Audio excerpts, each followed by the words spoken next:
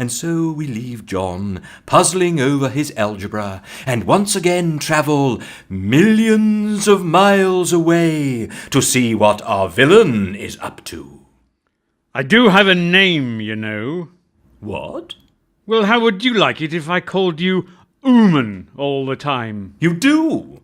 Just now you said, "Ooman, get me cake now," like I was your servant or something. Sorry about that, but when you're all-powerful and master of all your survey, you sometimes forget yourself. Yes.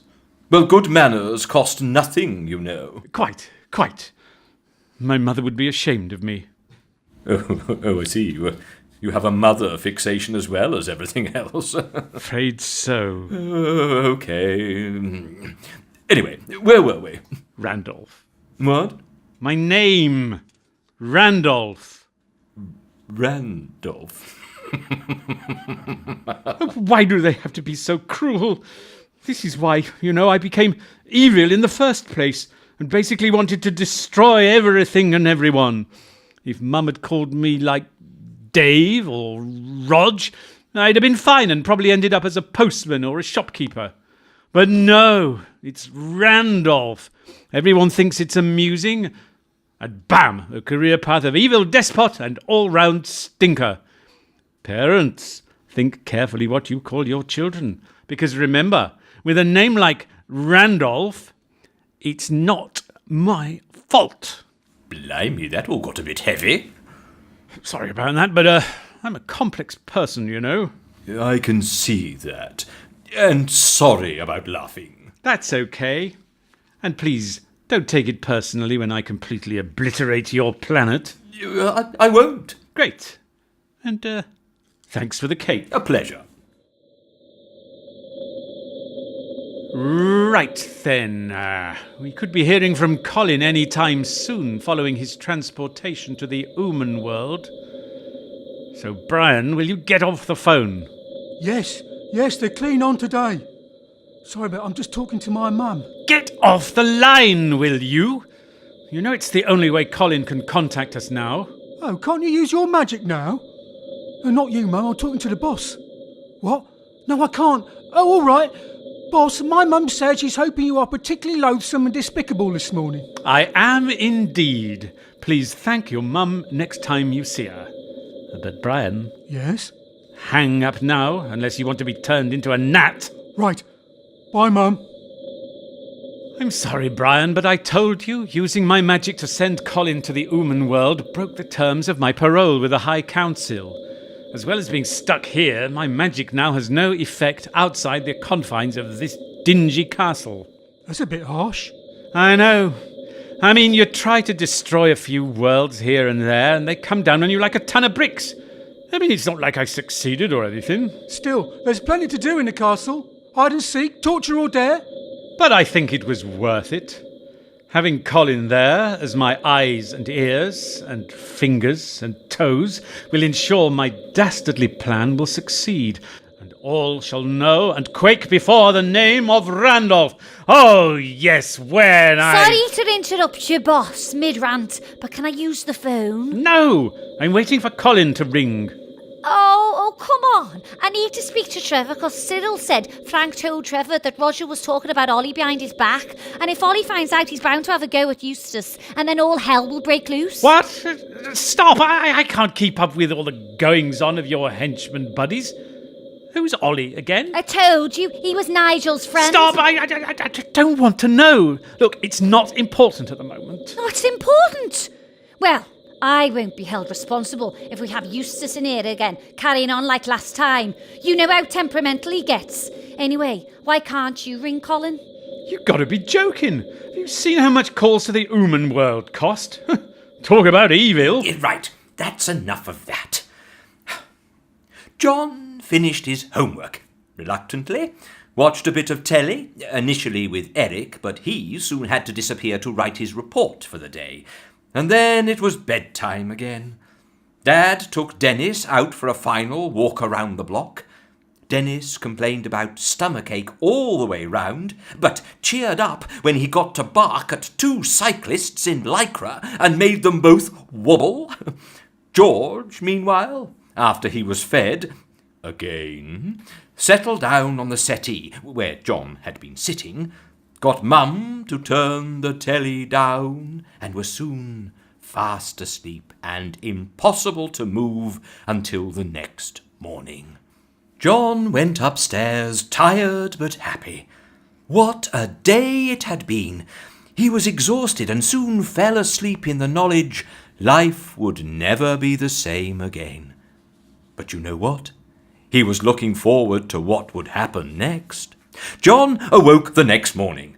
Oh no, Monday. School! That was what was happening next. The sinking feeling most children dread. The week stretching ahead, 5 whole days of agony. Actually, we're laying it on a bit thick now. It's not that bad. Anyway, John showered, got his school clothes on, and went downstairs to breakfast. Funny thing about teenagers and breakfasts on school days. For some reason, they seem always to take an evolutionary step backwards. Morning, darling. Everything's on the table. Cereal, milk, sugar. Do you want boiled or poached egg? OK, boiled it is. And some toast soldiers. Morning, Abby. Everything's on the table. Cereal, milk, sugar.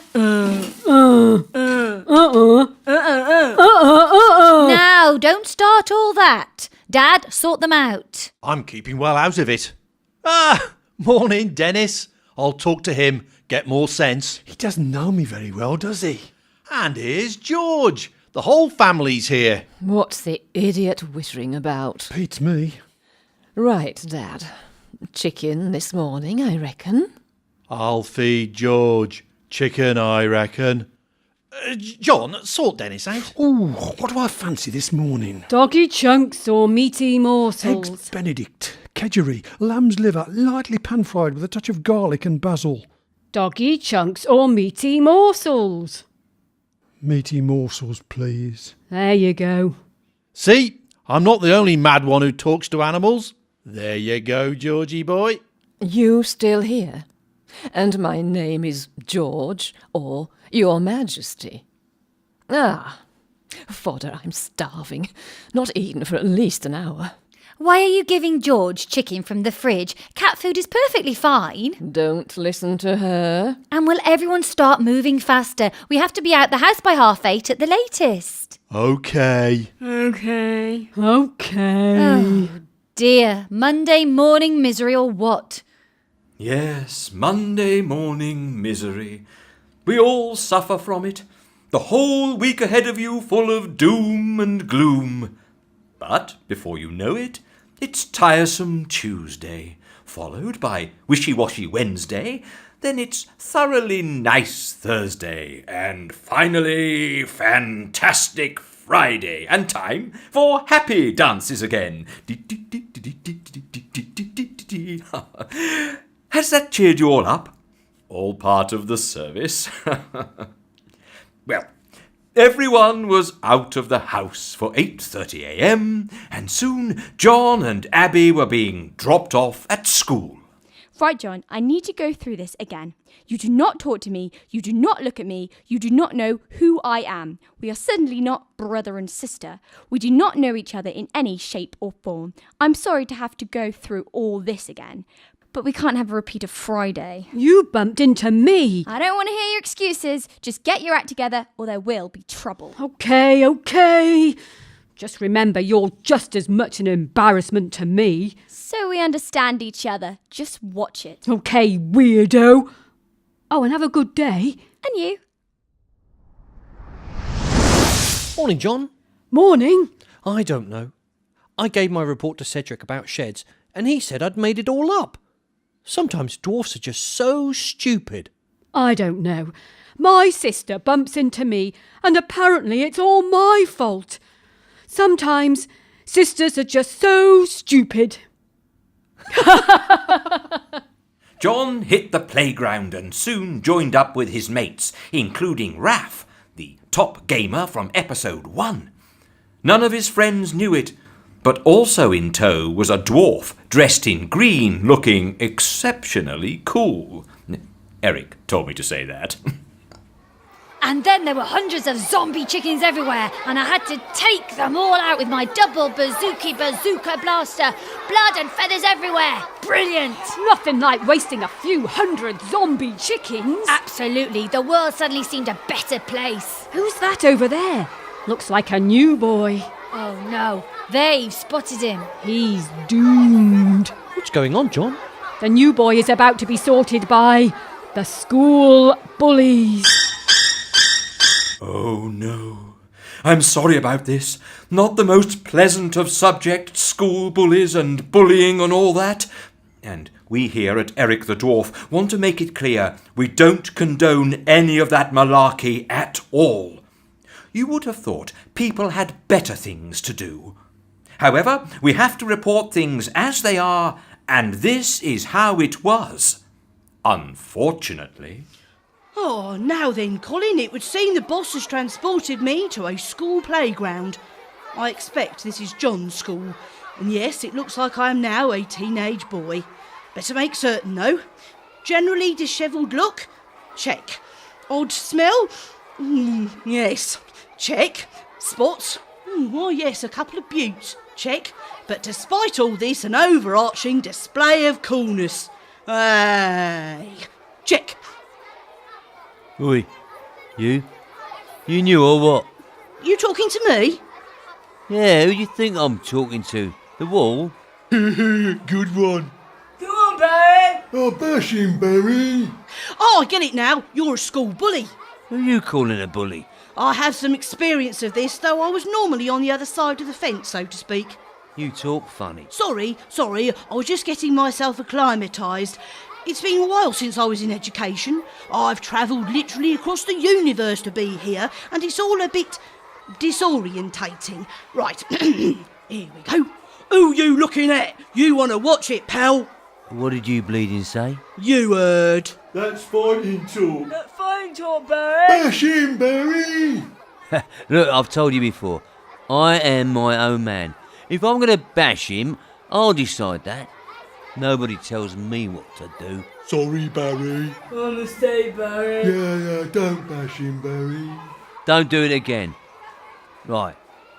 I think, on my own, without any help, that it's bashing time. Oh, good. I'm impressed by the speed you're going to resort to mindless violence. I think you will be very useful. You what? Look, Barry, old chum, the thing is, you need to save your energies for someone else.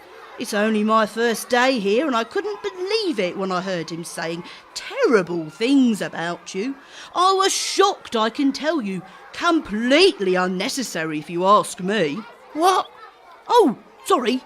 That bleeding John Jessop's been saying things about you that are horrible. Yes? What's he been saying? I can't say them out loud, they're so horrible. I'll have to whisper 'em to ya. Go on then. And then he said, just like a large turnip, a brain the size of a... smells just like a... and looks like a... particularly on Thursdays. Particularly on Thursdays? Particularly on Thursdays. Right. John Jessop is dead. Where is he? Just over there. Right, come on, lads. We're going to sort him out now. Fight! Fight!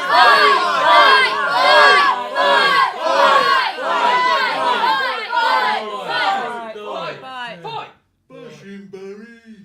Oh dear, this is all becoming rather unpleasant. And everything was going so swimmingly earlier on. Yes, take the rough with the smooth and all that. But I'm concerned for our listeners. They might become traumatised or something. I know. Could the sound engineer dig out some calming sounds for us all so we can gather our thoughts and relax a bit? I could do some poetry or something. I know. What about a bit of Shakespeare?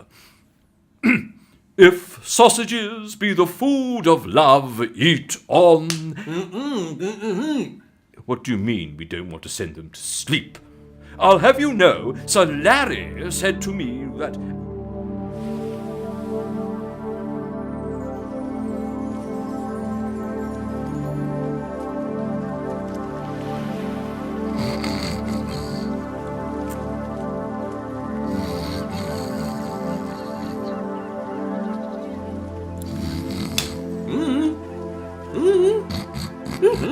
And a pound of apples, please. What? What? No, I didn't. I'm a professional, you know. Right, where were we? Oh, yes. Are we all nicely relaxed again? Good. So we'll continue. Oh, and by the way, for those slow on the uptake, Colin is in fact Randolph's henchman sent to Earth to do nefarious things and all that. I know it can all get a bit confusing because of your small brains, but don't worry, we're all just as confused here, believe me.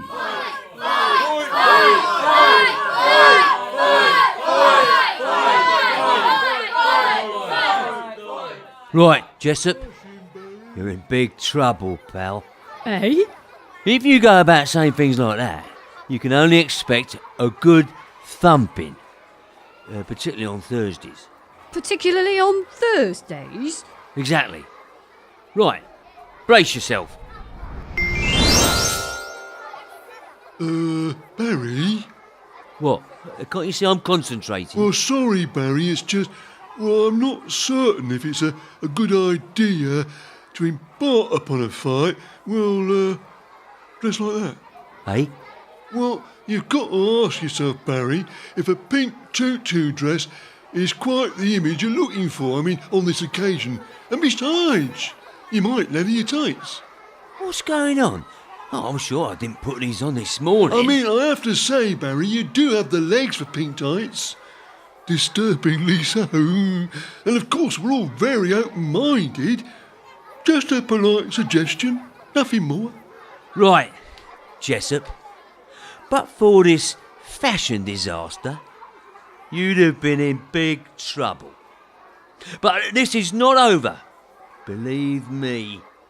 And with that, Barry pirouetted away. He then had to spend the whole school day dressed in a pink tutu and tights. He was at one point called to the head teacher, as it was thought he had to be contravening the school uniform code. However, when checked, there was surprisingly no mention of ballet attire, so he got away with it with just a warning. What just happened there? Yes, what did just happen? You are welcome. I thought about transforming him into a turnip, but I think that might have looked a bit odd. Why a turnip? I don't think I mentioned turnips. Well, it's the only vegetable I can do at the moment. I've tried broccoli and cabbage, but it all still ends up turnip. I didn't ask for your help, you know. I could have handled it. Are you sure? Well, there's gratitude. You don't realise all the forms I'm going to have to complete now for an unauthorised use of transmogrification. There'll be an M46-Z23TU for the tutu and an M46-P531TI for the tights.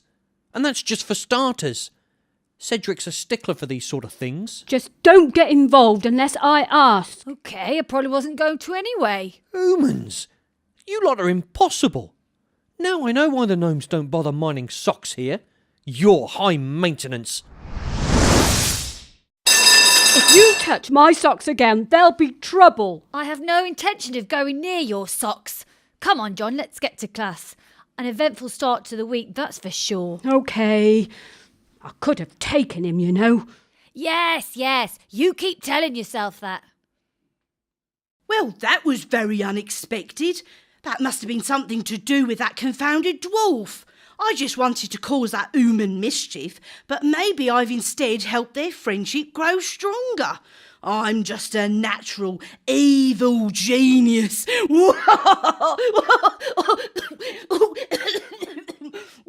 Must remember to warm up before I try that again. What a stinker. Oh, thanks. That's exactly what I was going for. And I wasn't even wearing my leather trousers. Now, I suppose I better phone the boss. Cost me a bleeding fortune. And that's just about it for this week. Action-packed is how I would describe it.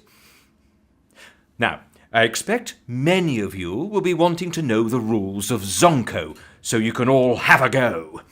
If you visit our website, www.ericisanidiot.com, you'll find all the details. Is that still the name of the website? Yes, the techies haven't sorted it yet, but don't worry, they'll get to it. They better herd, otherwise they'll be turnip turning. Right, whose go is it? Mine. Oh, right, 3. Move that counter. You moved it 4 spaces. Oh, yes, silly me. And put my counter back, you've hidden behind the fruitcake. Oh, yes. Your turn, I think. So, Auntie Beryl's fruitcake. That was really something, eh? Oh, yes, I thought it would be popular. There was Victoria Sponge as well, but no, I thought the fruitcake is the right choice, and so it proved. Auntie Beryl certainly knows her cakes. She's one of the stars of the local Women's Institute, you know. You really need to try her pineapple soufflé, a heavenly delight of fruity goodness. Zonko! Eh? Oh, the fantastic fruitcake flipperoo, Eric. What a player. You know when you've been zonked. Oh, and Dennis, sorry. Oh, no. Eric, Eric, Eric, Eric, Eric the dwarf. Eric, Eric, Eric, Eric. He's terribly short. He doesn't mind or sing or fight or have an elvish friend. He'll steal your socks and underpants, but doesn't have a beard or live with half a dozen friends. Or know a dragon called Smoke. Eric, Eric, Eric, Eric, Eric the dwarf.